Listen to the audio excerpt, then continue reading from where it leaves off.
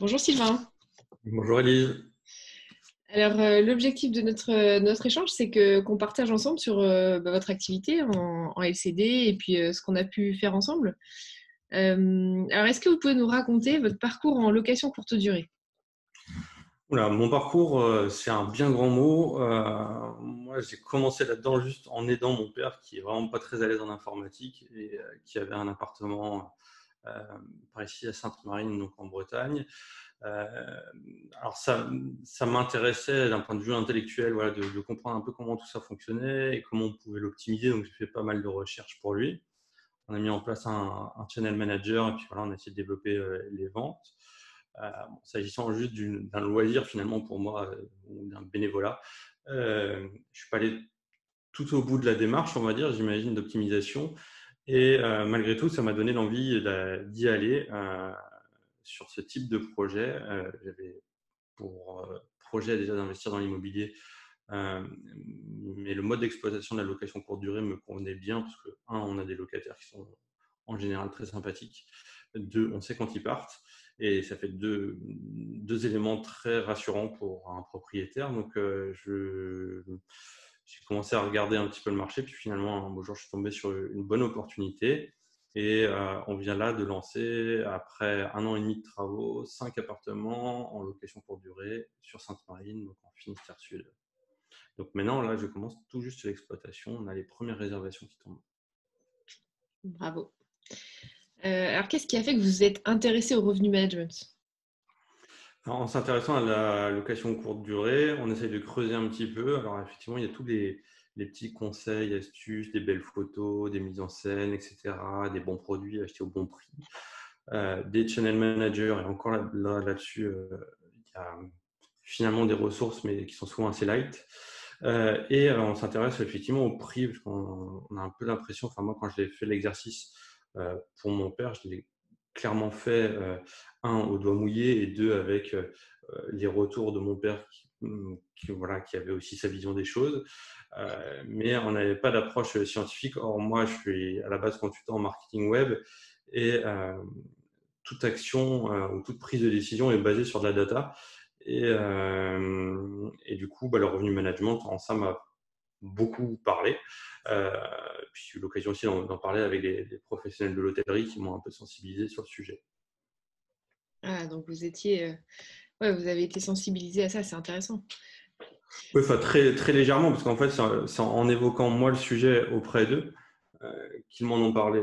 C'était des responsables d'hôtels sur Paris qui, voilà, qui n'en parlaient pas de prime abord, mais effectivement, notamment là, pendant la période du Covid, où on a eu l'occasion d'échanger, qui me disaient qu'effectivement, les revenus managers allaient avoir du boulot là, pour la reprise. Donc, effectivement, on a échangé sur ce sujet-là. Mais bon, j'avais déjà, moi, engagé mes démarches, mes réflexions, notamment en découvrant vos vidéos et en essayant de trouver plus d'infos. Mais c'est vrai que, après, j'ai peut-être pas assez bien cherché, mais il y a peu de bouquins, d'ouvrages, que ce soit numérique, papier, sur le sujet, ou alors c'est traité de manière générique, le revenu management de manière globale et pas spécifique, on va dire hébergement, enfin hôtellerie, hébergement, LCD. Et c'est vrai que sur le sujet, je pense qu'il y a vraiment euh, un manque d'informations, en tout cas accessible. Voilà. Mais, et vous êtes un peu la seule, j'ai l'impression, d'en parler. J'essaie de résoudre ce manque d'informations, mais c'est vrai que c'est tout un travail quand même. Est-ce que vous aviez des préjugés en fait sur le revenu management avant il allait falloir un doctorat en maths, que ça allait être hyper compliqué, que non? Ah non, pas du tout. Euh, euh, sur le revenu management en tant que tel, j'avais aucun préjugé. Euh, sur l'aspect mathématique, tu vois, c'est pas le truc qui me font peur. C'est vrai que j'ai quand même l'habitude de jongler un peu avec les données. Donc ça me faisait pas du tout peur. Euh, J'avais peut-être une inquiétude, c'était celle de qu'en fait j'arrive à un résultat qui me paraisse, enfin, en appliquant une démarche de revenu management, qui me paraisse voilà, pas très approfondie. Enfin, n'ayant que peu d'informations sur le sujet, Et ayant été déçu par d'autres, on va dire, sujets d'investigation sur la LCD, où en fait, quand on creuse, ça s'arrête vite à la surface et qu'il y a peu de fonds. J'avais peur qu'il n'y ait pas assez de fonds. Et en fait, il y en a, et je pense que j'ai surtout pas touché le fond encore, donc D'accord. Bon, je suis ravie de vous l'entendre dire, alors c'est cool. Alors, pourquoi est-ce que, comment est-ce que vous m'avez choisi pour vous former? Qu'est-ce qui vous a fait dire, tiens, ça pourrait être Élise qui m'aide sur ce sujet-là? ouais, ça va pas être très, comment dirais-je, ça va pas être trop de l'ordre du compliment. Comme je vous l'ai dit, vous êtes un peu la seule sur le sujet. Vous êtes celle par laquelle j'ai découvert la pratique appliquée à la LCD. Et en plus de ça, ouais, alors effectivement, c'est toujours que des vidéos ou des contenus et il y a toujours des deltas entre entre ce qu'on montre et ce qu'on est. Mais j'avais la sensation, en tout cas, que ça pouvait aussi matcher en termes de personnalité pour pouvoir bosser ensemble parce que c'est vraiment, je pense, nécessaire d'être un peu sur la même longueur d'onde et pas de s'en sentir accompagné par quelqu'un qui nous vend du rêve. Donc voilà, moi je suis quelqu'un de très terre à terre. Donc il me fallait ça aussi. Ouais, ok. Si, je le prends comme un compliment, hein. Quand même. Il faut. Alors, qu'est-ce que cette formation ensemble vous a apporté? Ce coaching qu'on a fait ensemble, qu'est-ce qui vous a apporté? Alors, comme j'expliquais en préambule, moi, je n'ai pas d'historique en fait sur les 5 biens sur lesquels on a travaillé, sur les 5 appartements là, sur lesquels on a travaillé ensemble. Donc, en termes d'évolution du chiffre d'affaires, je ne peux pas trop en parler.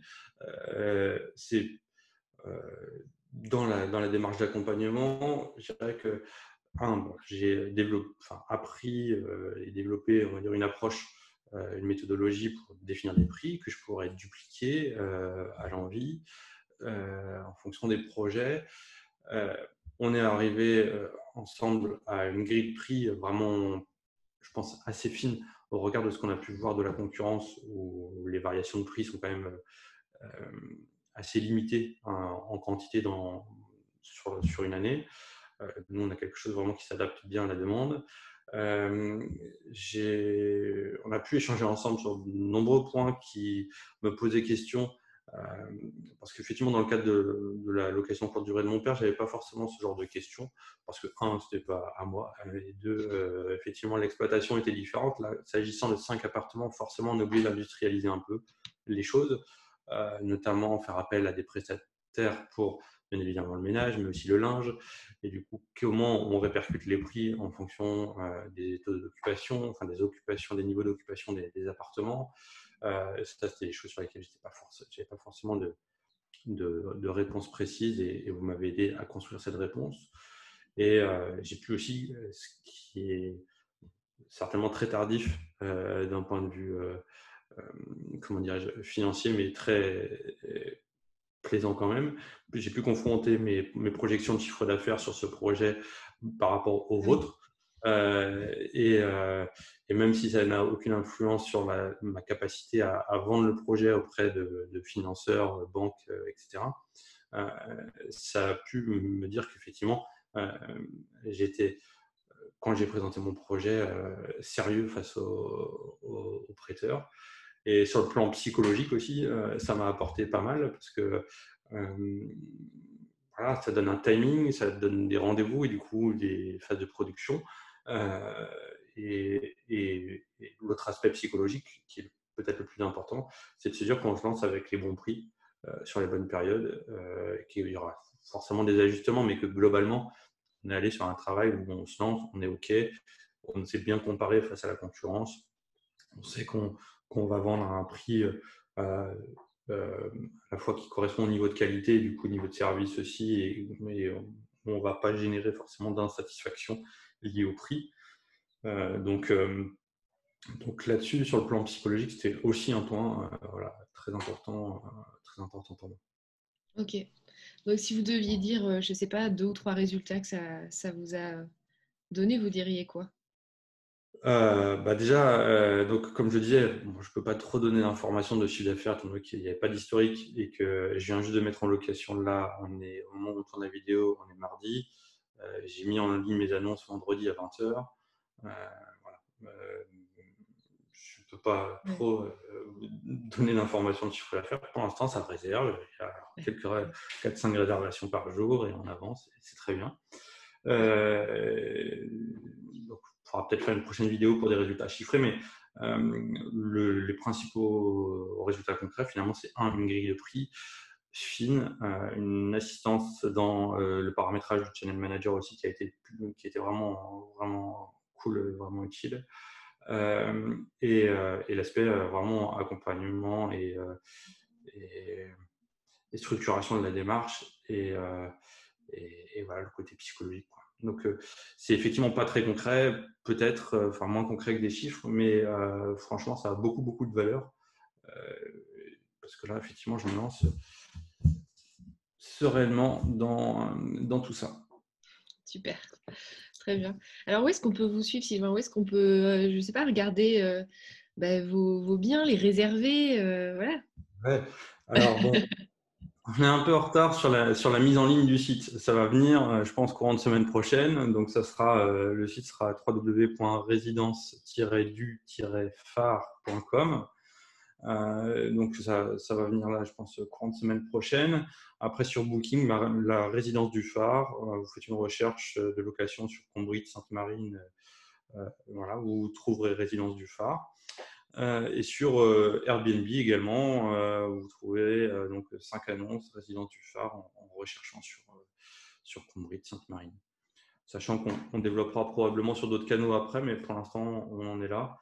Et on essaye d'assurer déjà que tout ça fonctionne correctement. Super. Moi, je vous incite à aller voir le site de Sylvain qui est vraiment top et surtout la prestation qu'il a créée. C'est vraiment 5 très chouettes appartements. Donc, n'hésitez pas à aller voir ça. C'est vraiment sympa. Merci Sylvain pour cet échange. Merci beaucoup. Et puis, moi, je vous dis à très vite. Je vous souhaite de continuer sur cette bonne lancée de réservation parce que c'est un bon départ. Donc, voilà, que ça poursuive. Merci. Merci.